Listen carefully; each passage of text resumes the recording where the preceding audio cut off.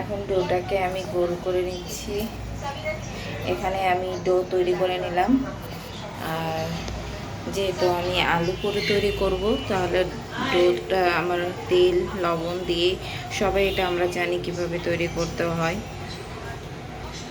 আর এইখানে আমি আলু পুর তৈরি করে নিলাম। এখানে আস্ত জিরা, তারপর তালা হুয়া জিরা, ভাজা জিরা যেটাকে বলে, তারপর মরিচ গুঁড়া, সব কিছু একসাথে দিয়ে দিলাম।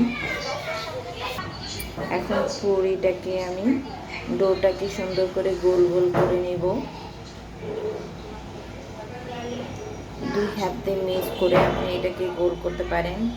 আমি কিন্তু 1 হাত দিয়ে করেছি। দেখেন, এই যে আমি ডোটা দেখতে পাচ্ছেন গোল গোল করে নিলাম ডোটা। এখন এটাতে আমি পুরির পুর ভরে নিব। এই যে পুরির পুরগুলো ভরে ফেলেছি, এক একটা করে সুন্দর করে হয়ে গেছে। সবটা গুছিয়ে নিলাম। এটাকে বেলে নিতে হবে। এখন পুরি বানাবো, আর এরই মাঝখানে ছেলে আবার দুষ্টামি করে পুরো ঘরে পানি আর শিশি করে ফেলছে, পুরো পানি ফেলে দিছে। তারপর পুরো ঘরটাই যে পরিষ্কার করে নিলাম।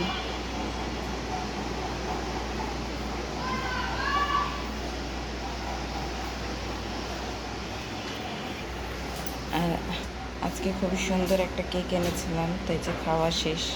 এই যে কড়াই দিয়ে দিলাম, আর এখন তেলটা দিয়ে দিচ্ছি।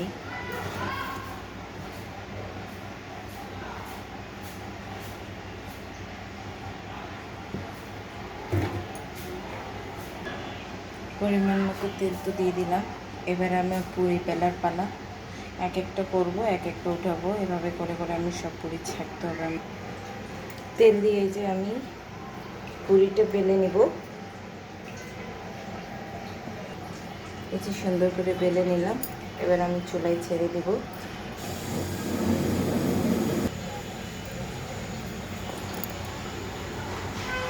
এবার চুলা ছেড়ে দিলাম। এটাকে আস্তে আস্তে করে আমি এইভাবে করে করে প্রত্যেকটা পুরি বেলে নিতে হবে, আমার বানিয়ে নিতে হবে।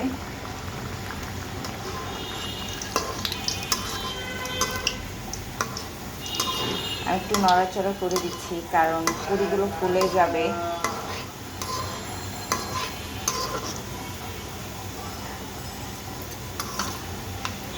এই যে পাল্টিয়ে দিলাম।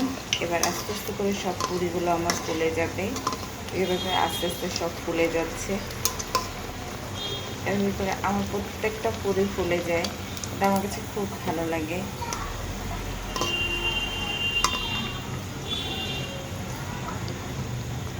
আশা করি বাইরের মতো পারফেক্ট হবে। আর আমি খুবই কমই আলু পুরি তৈরি করি। আমি সবসময় ডাল পুরি তৈরি করে থাকি। তো আজকে আমি আলু পুরি তৈরি করছি, কারণ মাঝে মাঝে সব কিছু খেতে ইচ্ছে করে। এই যে দেখছেন গরম গরম পুরি সব তৈরি, ফুলে ফুলে দেখতে পাচ্ছেন। প্রত্যেকটা পুরি ফুলে আছে আমার, প্রত্যেকটা পুরি ফোলা। আর এটাই খেতে খুব ভালো লাগে। আমি সবটা এক এক করে সবাইকে দিয়ে যাচ্ছি, খাক যেন তারা।